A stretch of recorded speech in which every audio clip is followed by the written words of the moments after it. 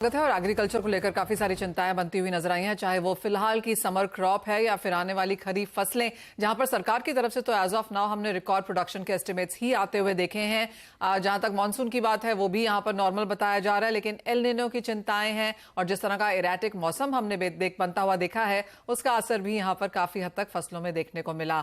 हमारे साथ एनसीएमएल के MD and CEO Sanjay Gupta यहां पर जुड़ रहे हैं। संजय जी नमस्कार, स्वागत है आपका शो में।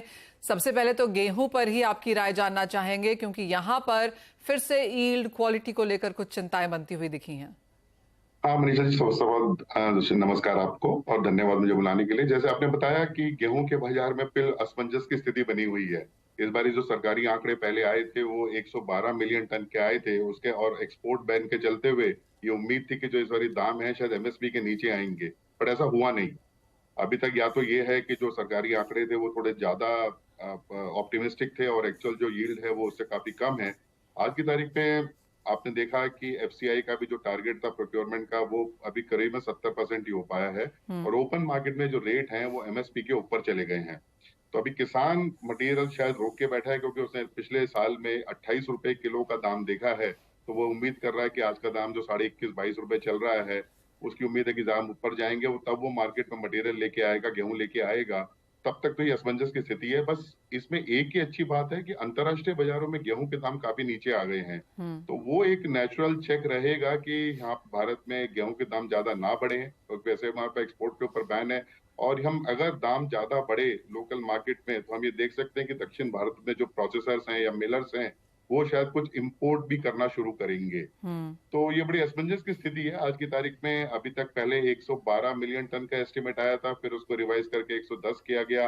हमारा जो इंटरनल एस्टिमेट है वो कहता है कि करीबन क्रॉप का साइज करीबन 103-104 मिलियन मेट्रिक टन का होगा इस बार। जैसी स्थिति रही है, बेमौसमी बरसात, थोड़ी क्वालिटी पे भी असर पड़ा है, क्वांटिटी पे भी असर पड़ा है, पर अगले एक महीने में ये स्थिति क्लियर होगी कि ये दाम कहाँ जाके सेटल होंगे। अभी तो दाम एमएसपी से ज्यादा है, और जो प्रोसेसर्स हैं उनको अच्छी क्वालिटी का गेहूं मार्केट में मिल नहीं रहा नहीं है। मिल रहा है। जी और हाँ, किसान भी रोक के बैठा है गेहूं को, ये सोचते हुए कि दाम शायद ऊपर जाएंगे, पिछले साल के स्तरों को छुएंगे। संजय जी एक और चीज, इस बार हमने देखा कि जैसे जैसे रबी की फसल बाजार में आती रही, जिस तरह से मौसम यहाँ पर चेंज हुआ, हीट वेव, बारिशें, हेल स्टॉर्म्स हमने कई इलाकों में यहाँ पर आते हुए देखे।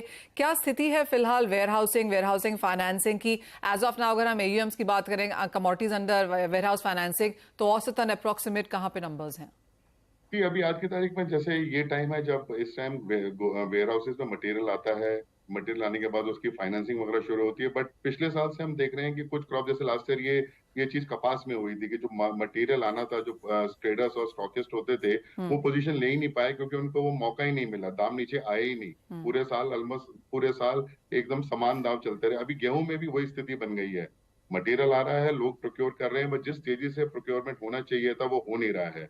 तो गेहूं मक्का में हमने देखा है, मक्का में दाम काफी नीचे आ गए हैं लास्ट ईयर के मुकाबले, तो उसकी स्टॉकिंग अच्छी खासी हो रही है। जो मेजर मार्केट्स हैं जैसे पूर्णिया वगैरह, जहाँ पे रबी का मक्का आता है, आंध्रा में काफी अच्छी स्टॉकिंग हुई है। मार्केट नीचे है, मार्केट प्लेयर्स को घूमने का मौका मिला, लेकिन गेहूं में वो स्थिति बन नहीं रही है। अभी अगर आप बात करें अराइवल्स की ओवरऑल या स्टॉकिंग की, तो मेरे ख्याल से लास्ट ईयर के मुकाबले हम 35 से 40% नीचे हैं अभी, क्योंकि किसान अपना गेहूं लेके नहीं आ रहा है, और जो प्राइवेट प्लेयर्स, जो मिलर्स हैं, जो उनको क्वालिटी चाहिए थी वो उनको मिल नहीं पा रही है। तो अगले महीने तक ये स्थिति क्लियर हो पाएगी। जब अगर दामों की स्थिति यही बनी रही तो किसान शायद अपना मटेरियल मार्केट में लेके आएगा, प्रोसेसर्स को लेके जाएगा, तो सारा कुछ लेट चल रहा है।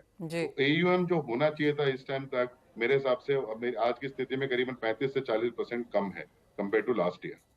ओके संजय जी, एक और जिस तरह की स्थिति फिलहाल यहाँ पर बनती हुई नजर आ रही है, जैसे आपने कहा चिंता है यहाँ पर गेहूं को लेकर बहुत बड़ी है, क्योंकि वो एसेंशियल कमोडिटी भी है। हम देख चुके हैं पिछला एक साल कैसा रहा। कॉटन में आपने कहा, मक्के की बात की गई, यहाँ पर काफी हद तक दालों में भी ये देखने को मिल रहा है। तुअर का मुझे अभी एक कोई रिपोर्ट देख रही थी मैं कि 100 रुपए के भाव यहाँ पर बनते हुए नजर आए हैं।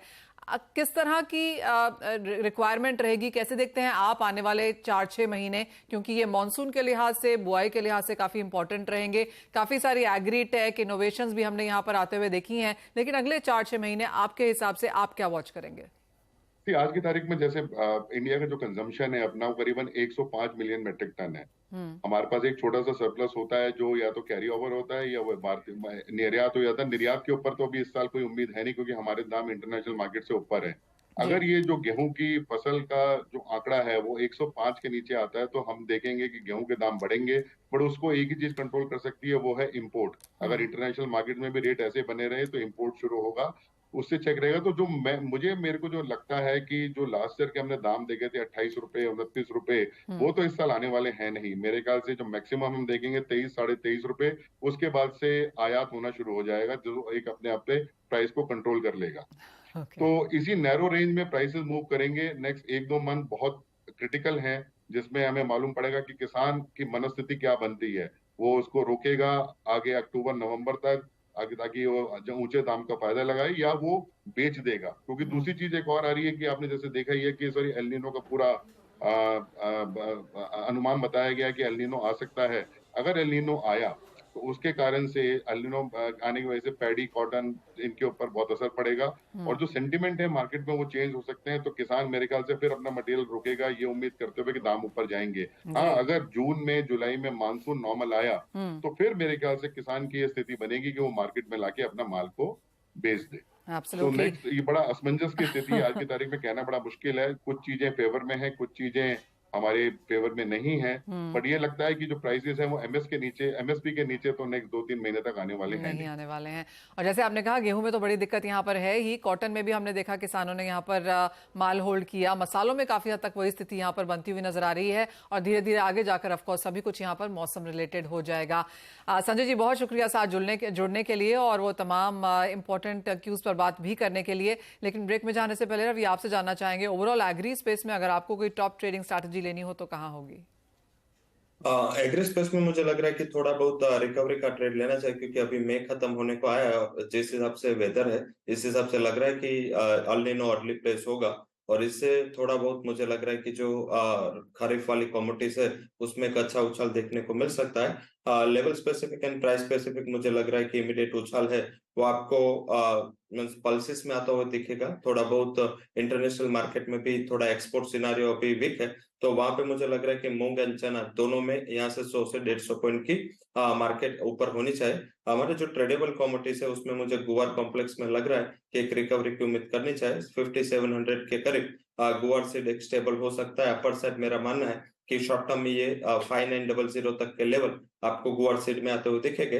लास्ट बट नॉट लिस्ट मुझे टर्मरिक अच्छा दिख रहा है वहां पे, क्योंकि पानी निचले लेवल में काफी चाहिए, तो शुगर कैन टर्मरिक एंड पेडी जैसे कमोडिटीज को काफी पहुंच सकता है। पर ट्रेडेबल टर्मरिक है वहां पे बाय करें। मुझे लग रहा है कि ओवर पीरियड ऑफ टाइम 8000 तक के लेवल आपको वहां पे देखने को मिल सकते हैं। तो मेरा बुलिश व्यू जो ट्रेडेबल कमोडिटीज है उसमें गुआर सीड एंड टर्मरिक रहेगा। ऑल राइट, तो रिकवरी ट्रेड यहाँ पर एग्री स्पेस में आता हुआ नजर आ रहा है, फिर चाहे वो दालें हैं, मसाले हैं, खाने के तेल हैं, हमने सभी जगह कुछ कुछ खरीदारी बाजार में फिर से लौटती हुई देखी है। तो बाइंग स्ट्रैटेजीज यहाँ पर बनकर आती हुई। रवि, आपका भी बहुत शुक्रिया साथ देने के लिए। इसी के साथ एक ब्रेक के लिए रुकेंगे। ब्रेक के